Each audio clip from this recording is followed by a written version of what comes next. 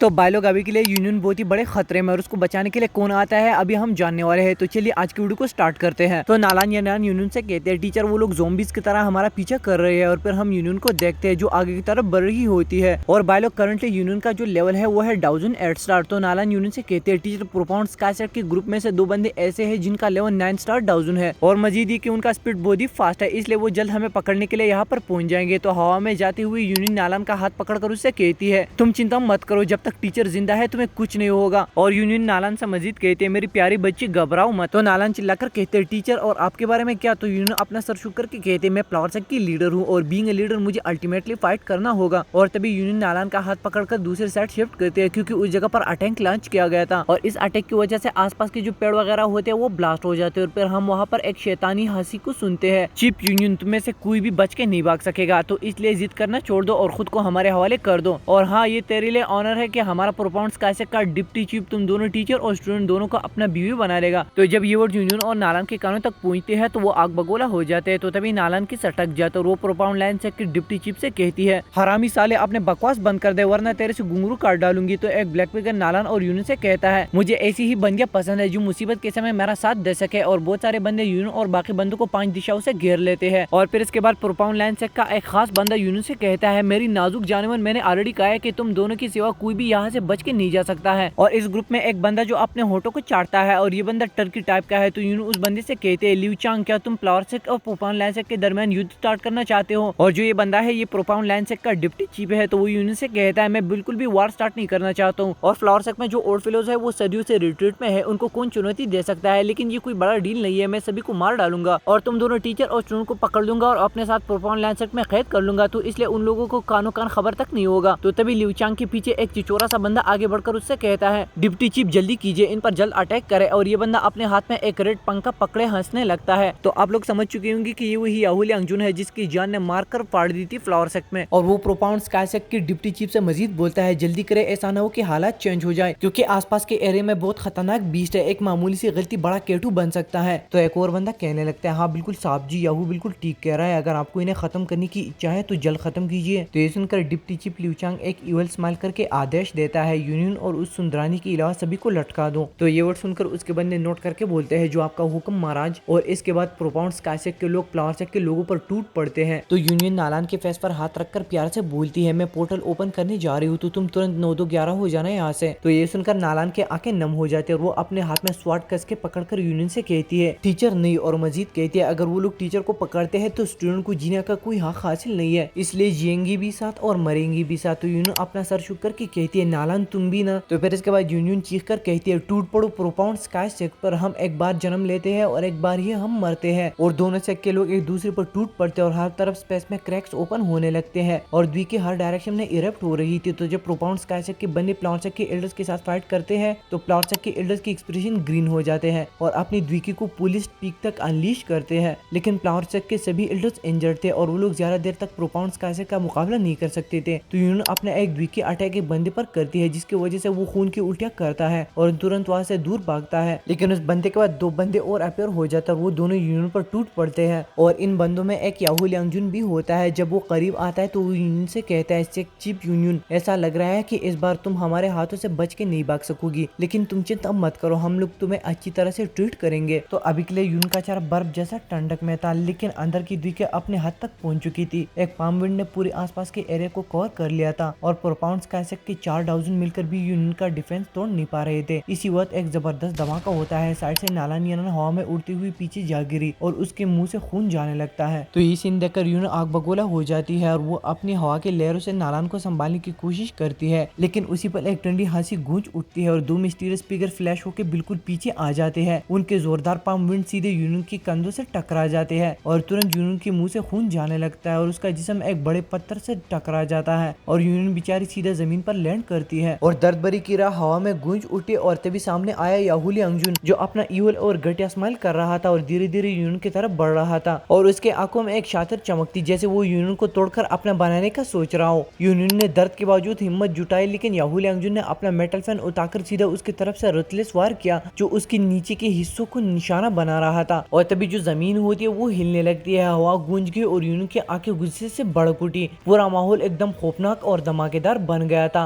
जैसे अगले पल सब कुछ बिखर कर राख होने वाला हो और बायलोग सीन अब और भी ज्यादा डेंजरस हो चुका है। यूनियन अभी तक पूरी हिम्मत के साथ लड़ाई कर रही थी, तो जब याहू लियांगजुन यूनियन पर पावरफुल अटैक करता है तो इसकी वजह से यूनियन की जो बॉडी है वो पीछे की तरफ खिसकी हुई चली जाती है। लेकिन बायलोग यूनियन कमजोर नहीं है, उसने अपने दांतों को कस लिया, खून निकला और अपने अंदर की द्विकी को पूरी हद तक अनलीश कर दिया। उसका इरादा क्लियर था, बस लड़ना है चाहे जान ही क्यों न चली जाए। लेकिन इसी वक्त आसमान को चीरकर एक जबरदस्त आवाज गूंज उठी, जैसे पूरा स्काई ही पड़ चुका हो और एक थंडर जैसी साउंड के साथ डेजलिंग गोल्डन लाइट आसमान से फूटकर नीचे गिरती है और उसके अंदर से एक एनॉर्मस गोल्डन फिगर बैटलफील्ड पर उतर आता है। उसका साइज इतना बड़ा था कि लगता था जैसे कोई गोल्डन देवता खुद जमीन पर आ गया हो। बिना वक्त जाए कि उस गोल्डन जायंट ने अपने बॉडी से मुक्का घुमाया और एक ही पंच में याहू लियांगजुन को उड़ा दिया और याहू लियांगजुन की आंखें शौक से फट जाती है। उसने बचने की कोशिश भी की थी, लेकिन अगले ही पल उसका पूरा जिस्म माइंडस्मिट बन चुका था। बायलोग एक ही मुक्के में याहू लियांगजुन चटनी बन गया था। प्रोपाउंड स्काईसेक के एक्सपर्ट जो साइड पर खड़े थे उनके चेहरे सफेद पड़ गए, आंखें डर से फट गई और सबके से पीछे हटने लगे। बैटलफील्ड का माहौल एकदम बदल गया था और तभी वो गोल्डन फिगर जो दुश्मनों के लिए मौत का फरिश्ता बनकर आया था